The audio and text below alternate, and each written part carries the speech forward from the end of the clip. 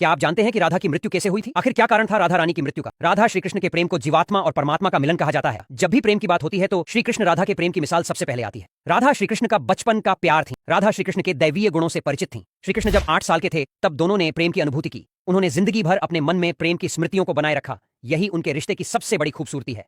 कहा जाता है कि श्री कृष्ण को केवल 2 ही चीजें सबसे ज्यादा प्रिय थीं। ये दोनों चीजें भी आपस में एक दूसरे से गहराई से जुड़ी हुई थीं, बांसुरी और राधा। कृष्ण की बांसुरी की धुन ही थी जिससे राधा श्री कृष्ण की तरफ खींची चली गई। राधा की वजह से श्री कृष्ण बांसुरी को हमेशा अपने पास ही रखते थे। भले ही श्री कृष्ण और राधा का मिलन नहीं हो सका, लेकिन उनकी बांसुरी उन्हें हमेशा एक सूत्र में बांधे रही। बांसुरी श्री कृष्ण के राधा के प्रति प्रेम का प्रतीक है। श्री कृष्ण के जितने भी चित्रण मिलते हैं उनमें बांसुरी जरूर रहती है। वैसे तो राधा से जुड़े कई अलग अलग विवरण मौजूद हैं, लेकिन एक प्रचलित कहानी भी है। भगवान श्री कृष्ण से राधा पहली बार तब अलग हुई जब मामा कंस ने बलराम और कृष्ण को आमंत्रित किया। वृंदावन के लोग यह खबर सुनकर दुखी हो गए। मथुरा जाने से पहले श्री कृष्ण राधा से मिले थे। राधा कृष्ण के मन में चल रही हर गतिविधि को जानती थीं। राधा को अलविदा कह कृष्ण उनसे दूर चले गए।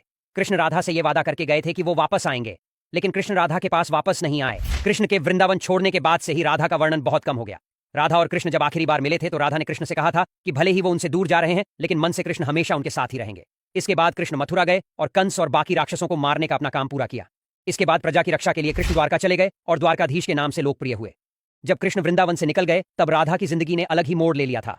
राधा की शादी एक यादव से हो गई। राधा ने अपने दाम्पत्य जीवन की सारी रस्में निभाई और बूढ़ी हुई, लेकिन उनका मन तब भी कृष्ण के लिए समर्पित था। राधा ने पत्नी के तौर पर अपने सारे कर्तव्य पूरे किए। सारे कर्तव्यों से मुक्त होने के बाद राधा आखिरी बार अपने प्रियतम कृष्ण से मिलने गईं। आखिरी समय में भगवान श्री कृष्ण उनके सामने आ गए। कृष्ण ने राधा से कहा कि वह उनसे कुछ मांगे, लेकिन राधा ने मना कर दिया। कृष्ण के दोबारा अनुरोध करने पर राधा ने कहा कि वह आखिरी बार उन्हें बांसुरी बजाते देखना चाहती हैं। श्री कृष्ण ने बांसुरी ली और बेहद सुरीली धुन में बजाने लगे।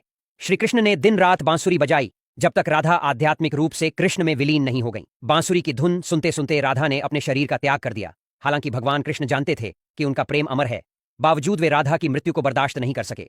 कृष्ण ने प्रेम के अंत के रूप में बांसुरी तोड़कर झाड़ी में फेंक